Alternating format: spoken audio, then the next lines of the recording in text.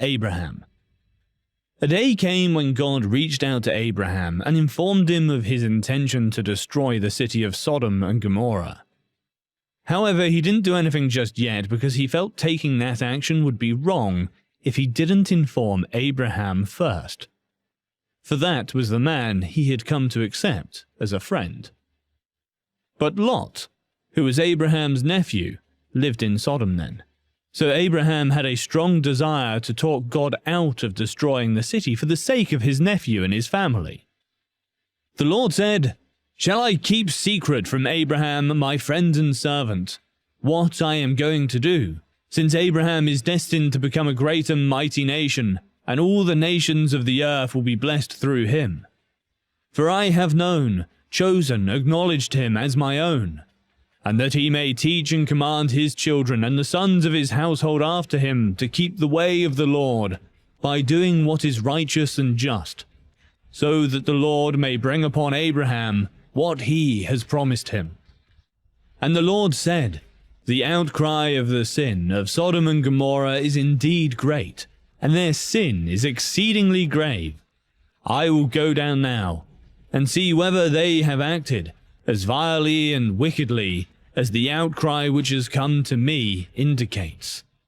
And if not, I will know." Now the two men, angelic beings, turned away from there and went towards Sodom, but Abraham remained standing before the Lord. Abraham approached the Lord and said, "Will you really sweep away the righteous, those who do right, with the wicked, those who do evil? Suppose there are 50 righteous people within the city. Will you really sweep it away and not spare it for the sake of the 50 righteous who are in it? Far be it from you to do such a thing, to strike the righteous with the wicked, so that the righteous and the wicked are treated alike. Far be it from you. Shall not the judge of all the earth do right by executing just and righteous judgment?" So the Lord said, "If I find within the city of Sodom 50 righteous people, then I will spare the entire place for their sake." Abraham answered, "Now behold, I who am but dust in origin and ashes have decided to speak to the Lord. If 5 of the 50 righteous are lacking, will you destroy the entire city for lack of 5? And he said, If I find at least 45 righteous people there, I will not destroy it." Abraham spoke to him yet again and said, "Suppose only 40 are found there." And he said, "I will not do it for the sake of the 40 who are righteous." Then Abraham said to him, "Oh, may the Lord not be angry, and I will speak. Suppose 30 righteous people are found there." And he said, "I will not do it if I find 30 there." And he said, "Now behold, I have decided to speak to the Lord again. Suppose only 20 righteous people are found there." And the Lord said, "I will not destroy it for the sake of the 20. Then Abraham said, "Oh, may the Lord not be angry with me, and I will speak only this once. Suppose 10 righteous people are found there." And he said, "I will not destroy it for the sake of the 10. As soon as he had finished speaking with Abraham, the Lord departed, and Abraham returned to his own place. Genesis 18:17-33. We read, "Would you also destroy the righteous with the wicked?" In discussing this question in a sense, Abraham reminded the Lord of his own nature and principles. Shall not the judge of all the earth do right? Abraham thought that God, as a righteous judge, could not and would not punish the innocent in the same way as the guilty. Effective prayer is knowing who God is and how God works in a particular situation.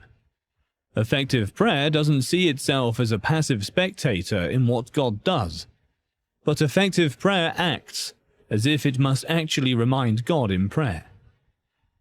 We might find it remarkable Abraham even cared about the people of Sodom and Gomorrah. He might have just prayed, "Lord, get my nephew Lot out of there first." But he didn't. Abraham's heart was full of sorrow and compassion, even for the wicked of Sodom and Gomorrah. We read, If I find in Sodom 50 righteous within the city, then I will spare all the place for their sakes." God said this because Abraham asked.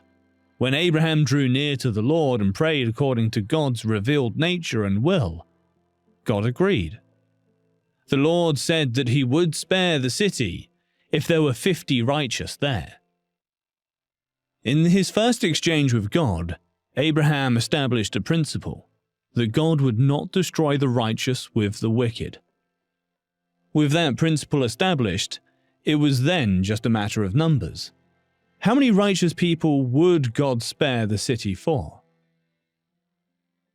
Abraham's intercession was effective because it was specific. He talked about specific numbers with God, and not only in broad general terms. Often our prayers are ineffective because we really don't ask the Lord to do anything. Instead, we usually just toss wishes up to heaven. Abraham continued his intercession with bold humility. He was not proud or arrogant before the Lord, yet he still continued to ask. Abraham's humility was demonstrated in that nowhere in his prayer did he ask why, or did he demand that God explain himself and his actions. Abraham was a skilled negotiator, and he prevailed upon God to lower the number of righteous required to spare the city. First by units of 5, then by units of 10, until the number settled at 10. It is impossible to miss the persistence of Abraham in intercession. Abraham did not stop asking at 40 or 50 and said simply, "Now it's in the Lord's hands," or "The Lord will do what the Lord will do." Abraham showed us that there are times when an intercessor must feel that the eternal destiny of men and women depend on the intercessor's prayer.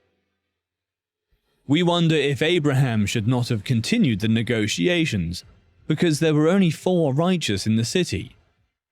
Would God have spared the city for 4 if Abraham had asked? Perhaps Abraham felt Lot would surely have brought 6 people beyond his own family to God in his time in Sodom. God patiently listened to him, but since his last request of finding at least 10 people and cancelling his plans to destroy these evil cities fell through, angels were dispatched to blot it out. Thankfully, their first task was to rescue Lot's family before destroying the city.